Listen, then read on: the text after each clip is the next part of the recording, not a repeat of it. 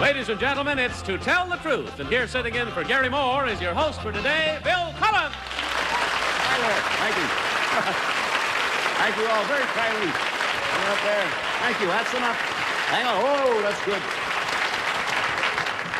Hey, that's good. I'll tell you why. Thank you for whatever that was for me. But we got a lot of interesting people coming out, and save some for the other four little people on the show. They're a grand. Hi, I'm here keeping the seat warm for Garry Moore for a while. He's having some fun. We'll meet our first guest in just a moment. He has, and listen to this because there's a clue in here, cleverly contrived. The first man we're going to meet later on has a large mission in life. Oh, that's clever. Remember that. But first, let's meet our panel here on To Tell the Truth. Durwood, Kirby. Peggy Cat.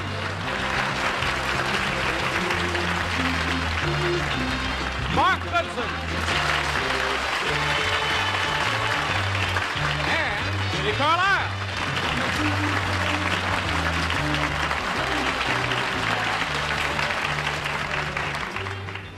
That's a beautiful panel, but it's not as pretty as when I was here.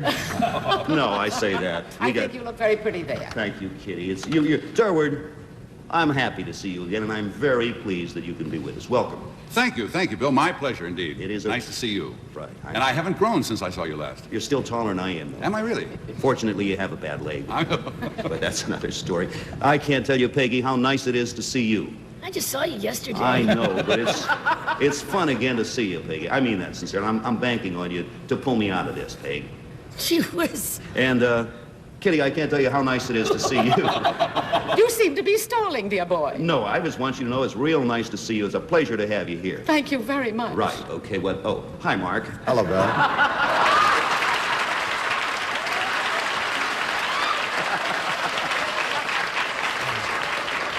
See, Nice to be here, Bill. yeah, see, he knows he's talking to somebody with seniority in this outfit. If you're not careful, it's both of us back to winner take all. That's right. Panel, by way of introducing our first guest, now this is my first time here, so naturally they changed everything up. So to meet our first guest, let's meet his wife.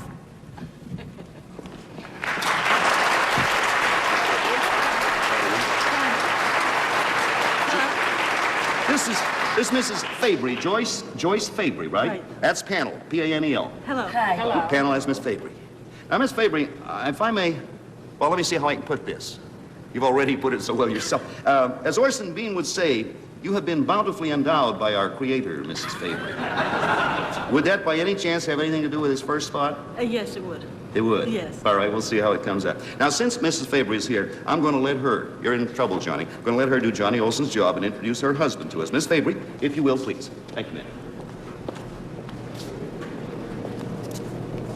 What is your name, please? My name is Bill Fabry.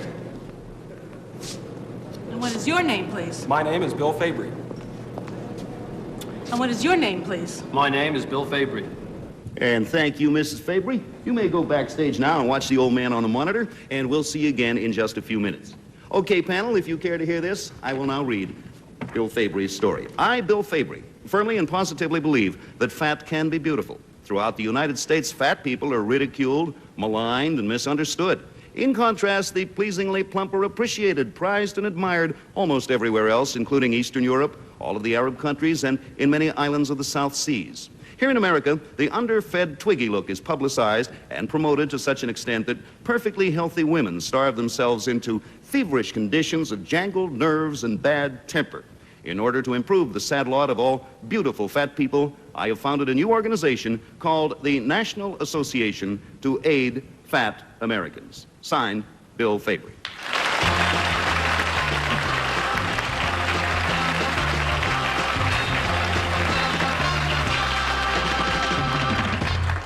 You see what I meant before about a large mission in life?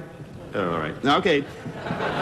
Panel, this gives you an opportunity for food for thought. They're getting better while we listen to a few messages. Okay, panel. Remember, these three gentlemen all claim to be Bill Fabry, founder of the National Association to Aid Fat Americans. And we'll start the questioning with slim and lovely Peggy Cass. Thank you. Number two, are you going to aid him to become thin or just to stay fat? It's a personal preference. We care for everybody to do what he wishes. Thank you. Well, number three, do you think being fat is healthy? It is in some cases, and it is not in some cases. Well, I mean, maybe if you're thin, you have jangled nerves, but if you're too fat, you get heart trouble. So what's the better? Some people have heart trouble and some people don't have heart trouble. Well, that's true enough. Now, number one, in the Arab countries and the Eastern European countries, it might be good to be fat, but that's because it's an economic accomplishment because they don't have enough to eat. So, I mean, I don't think that's such a great thing to do. I mean, in New York, we've got plenty to eat. It's nice to be thin. Well, we no question and answer it. I think what you're saying is we feel that fat people are indirectly discriminated against. Oh, I don't discriminate against them. Sales girls do. You mentioned economic accomplishment, Peggy. Mark, you take up from there. Thank you. Number two, is it all right to use the word fat? I assume that since that doesn't insult anybody. Have you always liked fat girls? Yes, I have. Number one, have you always liked them? Crazy about them. Back in school? Oh, yes. Number three, where did you meet your wife? At Ithaca College. Was she heavy then, or did you fatten her up? No, she was the same weight then. I see. Number two, why do you think that we have such a cult or an ideal of thin women here? Somebody once said you can never be too thin or too rich. Now, why do you think we feel that way about thinness? Historically, I don't know. It's just, I guess we're trying to be different from the European point of view. Kitty Carlisle? Well, number three, you said that fat people were discriminated against. In what way? Well, I didn't say it, but it's true. In what way? They have trouble getting jobs, and they Really? have social problems. Oh, yes, certainly. Oh, thank you. Number two, I'm sorry. Number two, is there any criteria in your club or association for what is fat? No, it's, once again, it's a personal point of view. If a person feels as though he's fat, he's fat. Oh, no matter what he weighs. I get it.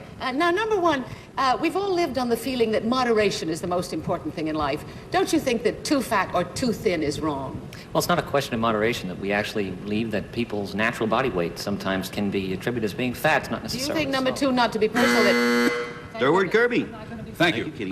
Number one, do you believe that in the saying that inside of every fat person, there's a thin person trying to get out? Well, I've met a great number of fat people, including my wife, that I feel is their natural personality. I think their body weight is according to their personality. Number three, I'm somewhat in accord with your organization because I kind of like fat women myself because I think it's much easier to locate them in the dark. But A good point. Would you say that all fat people are happy people? No, not all of them are happy. Some of them are happy, but they live in a society that makes it hard to be happy. Number two, is your wife happy? Yes. There you are. I'm going to tell your wife what you said, too, Durwood. She would be very happy to hear that. All right, panel, it's time for you to mark your ballots. Vote number one, number two, or number three. Just write them down there and do the best you can. $50 for all wrong answers. And if you all blow it, if it's a wipeout, $500 goes to our panel. Let me see. We'll start with Peggy. Well, I don't think it's number one. Number three is very aggrieved about the problem of fat people, as well he might be. But, number two looks so happy, and if he's that happy to be married to somebody who's a little plump, he'd have that big smile on his face, so I voted for him. Okay. See, he's grinning right now. Mark? They all did a beautiful job. To me, number three, who is slightly paler and I think was a thin child, always wanted to compensate for it by having a fat wife, so I voted for number three. Excellent reasoning, Your Highness. Kitty? I voted for number three for two reasons. One, he looks very concerned about the problems of fat people, as well he might be. And when Mrs. Fabry went off, I thought she gave him a very specially kind look. All right. Loving look. Thank you, Kitty. Durwood, it's up to you. Last vote. Thank you, Bill. I go along somewhat with the reasoning that Kitty just gave, but I felt that number three gave some excellent answers, as did number two. However, when it came to Mrs. Fabry kissing number three, he looked so embarrassed, and number one looked like he was so accustomed to this, so that I voted for number one. Well, let's see. Well, they're spread out pretty good. One for one, one for two, and two for three. Okay, panel, the votes are all in now. It's time to find out which of these fine fellas is really Bill Fabry. And who better to pick out Bill Fabry, of course, than the lady who introduced all three of them in the first place, Mrs. Fabry. So if you'll please come back out, ma'am, and show us, there you are, which one of those is it. You never can tell till the very end here. Yes? Let me see. Is it? There.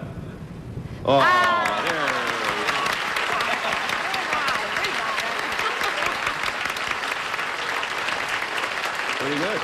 Let's take care and find out who our imposters are. Number one, sir, who are you, please, and what do you do? I'm Warren McGoldrick. I'm a tennis pro and instructor in management training for the Chase Manhattan Bank. And thank you. Got a vote. Number two. My name is Hank Rose, and I run the New York Flea Market. Say, Bill and Joyce, where is your organization located? It's in Westbury, New York, at box 745. Uh-huh. What do you think is the greatest single problem a fat person has to face, Joyce? Well, it's really personal. Sometimes the social problem is the greatest, and frequently it's the clothing problem that's greater. Uh-huh. Thank you very much, Mr. and Mrs. Fabry, and imposters for playing to tell the truth.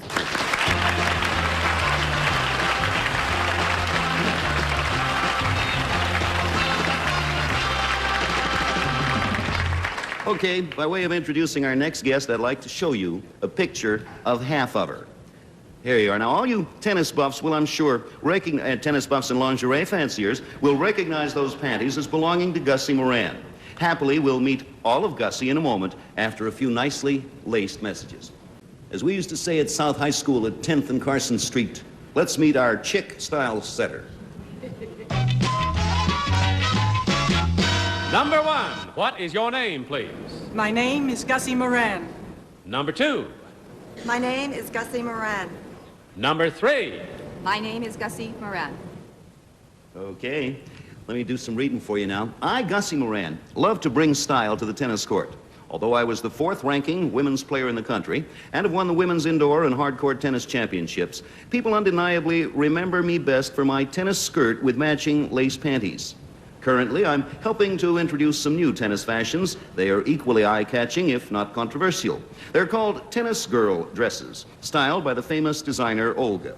Number 3 is in top form in a squared neck bodice dress, which features a long waistline accented with red, white, and blue buttons. Number 2 is decked out in the smart sailor-style dress. It has a twin pleated skirt, relaxed waistline, and a smart sailor-type collar with navy trim and tie. Number 1 also wears the squared neck tennis girl dress, which affords the wearer a new braless freedom, as well as providing a flattering look. Tennis, anyone? Signed, Gussie Moran.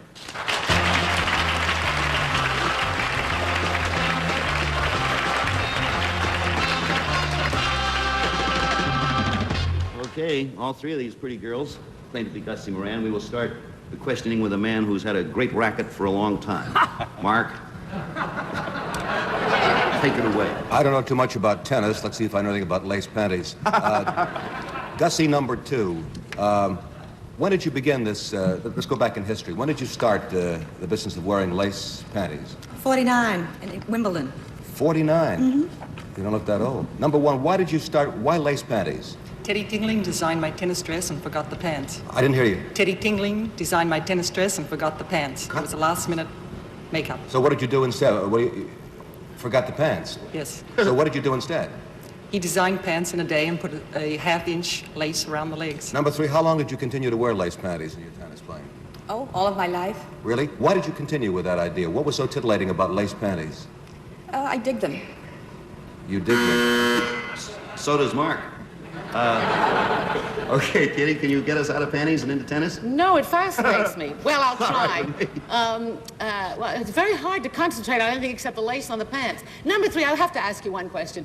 Did you know when you wore these lace panties at Wimbledon that it was going to create such a tremendous furor? No. Number 2, do you know who Suzanne Langlois was? Yes, she was a very famous tennis player. Number 1, is Olga the lady that makes the lingerie that you're designing for Yes. now? And number 3, how much do your tennis dresses sell for? Well, they're about the same price as any tennis dress, $35, and I believe this is a $30 model. Number 2, do you still play tennis? Oh, yes. Where? In California. Oh, you live in California? Yes. And number 3, are you married? I'm number 3. I'm sorry, I'm looking at number 1. I'm so concerned about the pants. I want to ask you, are you wearing lace pants now? Not at the moment. I'm not married. And are you wearing lace pants? Oh, are you, yes, yes. Who'd you ask that of? 1? Yeah, answer No, that, I'm not please. wearing lace pants. Not wearing them. Behind every tennis player, there's an Olga and a baseline official. Durwood? I'll get away from your pants for a while, but then we'll get back to it. Number 1, I have been told that you're a very tall girl, aren't you? How tall are you? 5'7½". Which is rather tall, right? Yes. And that is a big asset in playing tennis? Definitely for my serve. Mm-hmm. And number 2, you're not quite that tall. 5'3". And how about your serve? No problems at all? And number 3? I'm 5'8". Bill, number 2, Bill mentioned that you were wearing a sailor-type costume, and I noticed that you have quite a long tie. In playing the game, doesn't that tie get in the way of your racket? Not at all. No? No. Do you remove the tie? No, never. So attractive, why should I? Okay, Durwood, that's Peggy. Thank you. Number 3, a lady tennis player recently said that the purses for ladies in tennis weren't big enough. Who is that? Billie Jean Moffat King. Thank you. Number 1, when are the Wimbledon, what time of the year does Wimbledon held, the Wimbledon Championships? Just a couple of months prior to Forest Hills. But what's a month prior. Well, I mean, like what month? August. Thank you. And number 3, when is Forest Hills? Right now. Thank you. And number 2, how were you seated at Wimbledon? Pardon me? How were you seated? What number? Number 5. You were seated 5th?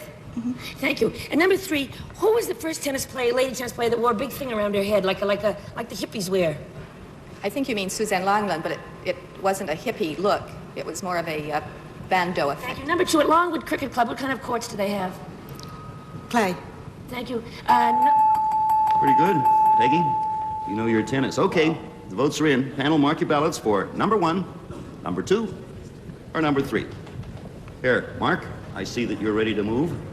Bill, I think that I have a feeling that I've met Gussie Moran many years ago. I know I've seen her play tennis. I remember her lace panties very well. And so therefore, I think that just on the chance that I have picked her, I'm going to disqualify myself. I have a feeling you might have too, and I think I know where it might have been. Kitty. Well, they all look marvelous. Peggy's questions were very searching, and they certainly knew their tennis. But I voted for number 2. I liked the way she stood, and I liked the way she answered, and I liked her smile. Thank you, Kitty. Durwood? I'm inclined to go along with number 1. However, from all I've read about this great professional, I think that she was rather undersized, and therefore was quite adept at the game, and therefore I voted for number 2.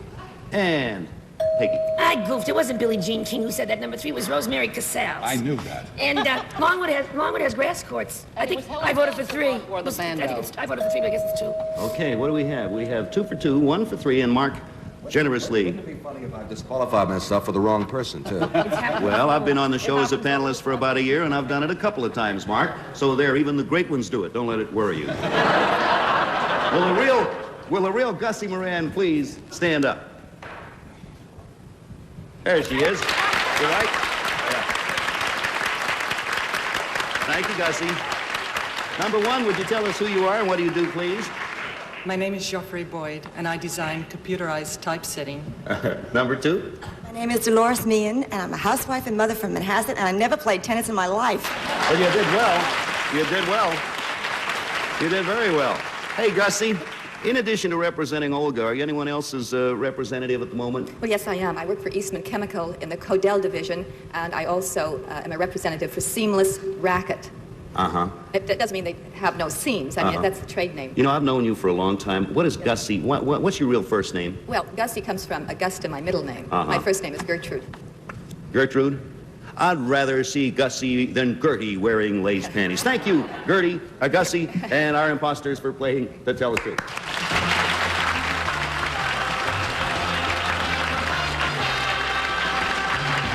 Hey, thank you all. Thank you. Thank you, Bill. Marvelous job, old boy. Oh, really? Excellent. Remember that, sir, when race time comes around.